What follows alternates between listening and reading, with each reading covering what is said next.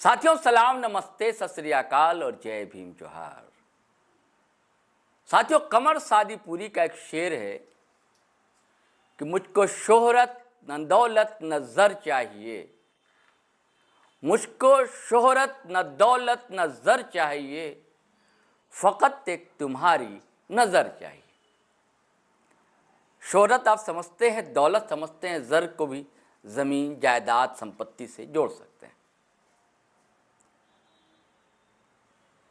Tiger Jairam ये चाहते हैं कि बस जनता की नजर रहे हम पर और जनता हमारे साथ रहे, जबकि उसके उल्टा उनको शोहरत भी है, दौलत, उनके पास शोहरत भी है, मकबूलियत भी है, सब कुछ है। लेकिन आप जानते हैं ना साथियों, ये पैसे से कमाई नहीं जाती दोस्तों, बहुत आसानी से मिलती नहीं है। हाड़ मांस की ये जो काया है ना, बहुत खटानी पड़ती है, पसीने चूते हैं। आप देखते हैं ना, पैरों में प्लास्टर चढ़ा हुआ है, दौड़ पड़ रहे हैं टाइगर जयराम। लेकिन उनके पीछे जब आप शोहरत की बुलंदियों पर होते हैं, और तो एक परंपरा है अपने यहाँ देश में खास करके कि एक लकीर ऊंची होती है तो लोग कोशिश नहीं करते कि पैरेलल समानांतर एक लकीरें खींच दी जाएं। कोशिश ये होती है कि उस लकीर को इरेजर से मिटाया जाए धीरे धीरे। लेकिन बहुत से लोग जिद्दी होते हैं, जीवट होती है, उनके जीवटता को सलाम करते हैं लोग, और दुनिया उन्हें सलाम करती। और यही स्थिति है टाइगर जयराम के साथ। आप लगातार देख रहे हैं ये कुर्मी वर्सेस आदिवासी आंदोलन जो चल रहा है, सबसे ज्यादा अगर कोई निशाने पर है तो टाइगर जयराम है। सबसे बड़ा उन पर आरोप अब ये लग रहा है कि वो मात्र कुर्मी के नेता है और आदिवासी के लिए तो कुछ बोलते ही नहीं, कुछ करते ही नहीं। अब तक उन्होंने जितना कुछ किया सारा कुछ मटिया-मेट हो गया। ये वीडियो आपको बताएगा, अब बहुत ही कायदे से बताएगा, हौले हौले आपको समझाएगा। और ये मैं नहीं बताऊंगा, मैं नहीं समझाऊंगा, तर्क बताएंगे, दलील समझाएगी। और ये तर्क और दलील होंगे हमारे भी नहीं, यह तर्क और दलील होगी जयराम कुमार महतो की, जो डुमनी के एमएलए हैं और जेल के सुप्रीमो। मीडिया साथियों से बातचीत करते हुए उन्होंने, जब लोगों ने कुरेदा उन्हें, जबकि आपको पता है इधर स्थानीयता को लेकर संघर्ष कर रहे हैं, मजदूरों को एकजुट करने में लगे हैं, विस्थापन का मुद्दा है उसको लेकर जन जागरण कर रहे हैं, कहीं कोई दुख सुख है वहां दौड़ पड़ रहे हैं। लेकिन जब पत्रकार साथियों ने उन्हें कुरेदा तो वो भी फट पड़े थोड़ा सा। स्वाभाविक है, मनुष्य प्राणी में जन्म लिया, ये तो दुख सुख, हंसी खुशी, गुस्सा मुस्कुराना, ये सब सहज प्रवृत्ति है, इंसानी फितरत। तो इससे कोई बच कैसे सकता है? तो जयराम भी नहीं बचे, और एक तरह का कह लीजिए दांव चल दिया। आप कह सकते हैं कि उनके विरोधियों या कुर्मी विरोधियों का पांव उखड़ गया, या उखड़ सकता है। शर्त यही है कि अगर कोई उनकी बात को गंभीरतापूर्वक सुने और गौर करे। चलिए साथियों सुनिए टाइगर जयराम ने कहा क्या है दरअसल। बहुत ही दुर्भाग्य का विषय है। मैं उनसे बार बार यही पूछता हूं कि वो इतनी नफरत क्यों भरे हैं। हमने तो जब कुर्मी समाज भी, हमें लगता है लाखों की संख्या में झारखंड के 40-50 स्टेशन में धरना दिए थे, उन्होंने किसी आदिवासी नेता का ना नाम लिया, ना किसी आदिवासियों के खिलाफ कोई स्लोगन या नारा लगाया। उनकी मांग सरकार से है, वो अपने आंदोलन के माध्यम से सरकार तक अपनी मांगों को आज विगत दशकों से पहुंचा रहे हैं। भारत देश एक संवैधानिक देश है, मांगना हर किसी का अधिकार है, देना या ना देना भारत के संविधान का है।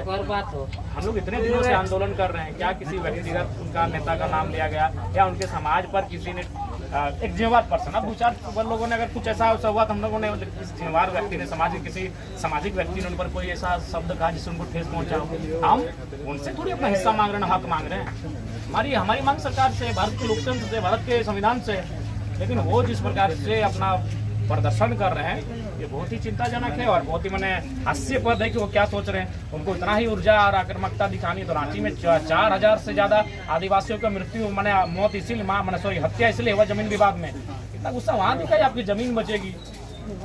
आज क्या नहीं हो रहा आदिवासियों के साथ जो अत्याचार हो रहा है वहाँ गुस्सा दिखाइए, वहाँ आप धरना दीजिए, वहाँ आंदोलन करिए तो सब चुप हो जाते हैं। हमको सबसे ज्यादा आश्चर्य वहाँ लगा, एक बेदिया जी करके हैं, जेल के वालों ने धरना दिया, उनका परिवार को मुआवजा दिलाया और देख रहे शाम को वो भी हमारे खिलाफ जा रहे हैं। हम वो समाज है कि सुबह जिसकी हमने मदद किया वो शाम को हमारे खिलाफ नारा लगा रहा है, फिर भी उसकी हम मदद कर रहे हैं। और वही है कुर्मियों का वही योगदान इस राज्य के लिए है कि जिन्होंने इस राज्य को, मैं नहीं कह रहा हूँ कि आदिवासी या अन्य किसी की भागीदारी नहीं है, सबकी भागीदारी है, लेकिन जिन्होंने इस राज्य को बनाने में भागीदारी दिया था उनको भैया सम्मान मिल चुका है।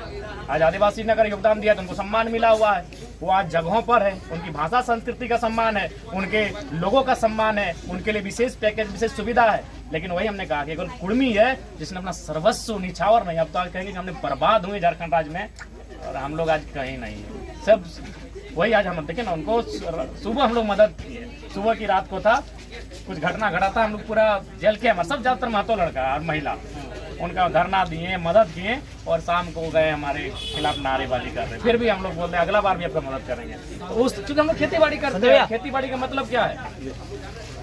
खेती बाड़ी का मतलब ही है बहुत कुछ सहने के बाद भी हम लोग हमारा अनाज जिस तरह चेरा चिनगिनी मूसा काड़ा गोरू सब खाता है, सबको खिलाते हैं, वही हमारा सोच है, वही हमारा सिद्धांत है। हमने किसी को न गाली दिया, हमारी मांग सरकार से थी, हम लोग शांतिपूर्ण तरीके से आंदोलन किए। लेकिन वो जो जिस प्रकार से मैंने हिंसात्मक घृणात्मक और नफरत भरे भाव में जो अपना पैगाम दे रहे हैं, ये बड़ा दुर्भाग्य की बात है। इसीलिए हम आज बार बार कह रहे हैं, आज कहीं ना कहीं बार बार अपने जो महापुरुष जिन्होंने राज्य लड़ने में अपना सर्वस्व निछावर किया, उन्हें पहले शेड्यूल का ही लड़ाई लड़ लेना चाहिए। लेकिन जयराम महतो के लिए शेड्यूल ट्राइब वाले लोगों के नज़र में तो अब उनके नज़र में वोट घट गया। वो लोग कह रहे हैं कि जयराम महतो को पहले वोट दिलाए थे और दिए भी थे, लेकिन अब नहीं देंगे क्योंकि ये आगे जाकर के अगर विधायक मुख्यमंत्री बनेंगे तो ये हम लोग आके फ्यूचर में डैमेज करेंगे। ऐसा कुछ नहीं है, क्या डैमेज करेंगे भाई? 75 एसटी में शामिल कर दीजिएगा, क्या होगा उससे? 10 लोग शामिल हुए तो कुछ अब डैमेज नहीं हुए। जब झारखंड राज्य हमें मिला उस समय 30 समूह शेड्यूल ट्राइब की सूची में शामिल थे। राज्य अलग होने के तुरंत बाद कोल और कोरबा को शामिल किया गया, यानी हो गया 30-32। उसके बाद हाल ही में 2-4 साल पहले और 10 लोगों को शामिल किया गया, जिसमें तमाड़िया, भोक्ता, गंजो, नाम याद नहीं है, 10 को है। 10 और समूह को शामिल किया गया, यानी 32 और 10 42। यानी आज के डेट में झारखंड में 42 अनुसूचित जनजातियों के समूह है। तब तो आपको दिक्कत नहीं हुआ। आने वाले दिन घटवार समाज के लोग डिमांड करेंगे, खासी डिमांड करेंगे, तांती डिमांड करेंगे, तेली में कोल्हू तेली डिमांड कर सकता है। बाकी सभी को अगर तेली समाज करेंगे तो फिर वो फेलियर हो जाएंगे। कोल्हू तेली का संबंध रहा है, वो डिमांड कर सकते हैं आने वाले दिन चल के। तो आने वाले दिन बहुत सारे लोग जो अंग्रेजों के कालखंड में, प्राचीन समय में ट्राइबल कल्चर जिनका रहा है वो डिमांड करेंगे, तब तो उनको कोई दिक्कत नहीं हुआ। बोले 10 नया समूह जुड़ा, तब तो आपने चूं तक नहीं किया। भोक्ता तो बेचारे शेड्यूल कास्ट में थे, सत्यानंद भोक्ता तो चुनाव ही नहीं लड़ पाए उस कारण। तो आप शेड्यूल कास्ट से वो शेड्यूल ट्राइब में चला गया।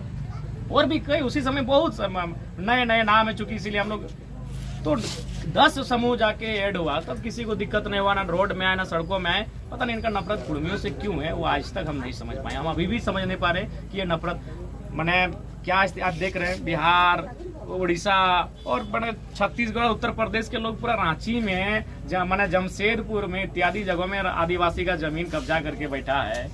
और बोले तो उसमें 4000 लोगों का मर्डर हुआ है आदिवासियों का, केवल जमीन विवाद में। वहाँ उनका गुस्सा खून कुछ भी नहीं खोला। संथाल परगना में क्या स्थिति है आपको भी मालूम है। डेमोग्राफिक चेंज है जो भी हो, तो आदिवासी समाज जाने, संतो आदिवासी के नाम से संथाल परगना का नामकरण हुआ था, संथालों के नाम से।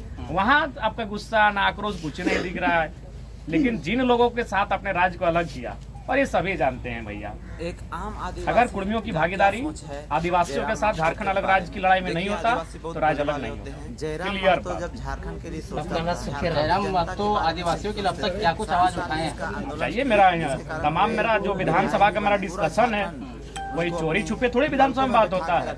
चलिए आज के टाइम में रिकॉर्डिंग का जमाना है, इसलिए चलिए आप रिकॉर्डिंग आप इंटरनेट में दिखाते हैं। आप किताब मांग लीजिए ना, आरटीआई विधानसभा की चिट्ठी देखिए कि अब तक डुमरी विधायक जयराम कुमार महतो ने विधानसभा के पटल पर किन किन विषयों पे बात किया है, कॉपी किताब बना हुआ है। जयराम महतो आप पब्लिक को बता दीजिए जो आदिवासी लोग आपका विरोध कर रहे हैं कि हमने आपके आदिवासियों के लिए क्या क्या मांग उठाई। सरना धर्मकोड का मांग उठाया, जादूगोड़ा में जो आदिवासियों के साथ अत्याचार हो रहा है यूरेनियम के खनन से, हमने उस मामले को उठाया। उसके बाद से आज देश स्तर के लोग उस पर ध्यान दिए। अभी जब आप देखेंगे चैनल में किसी का पाँव मतलब मांस निकला हुआ है, किसी का पाँव फूला हुआ है, किसी का पेट बाहर निकला हुआ है, इतना वो प्रॉब्लम है। उस मुद्दे को किसने विधानसभा में रखा? ओनली जयराम महतो।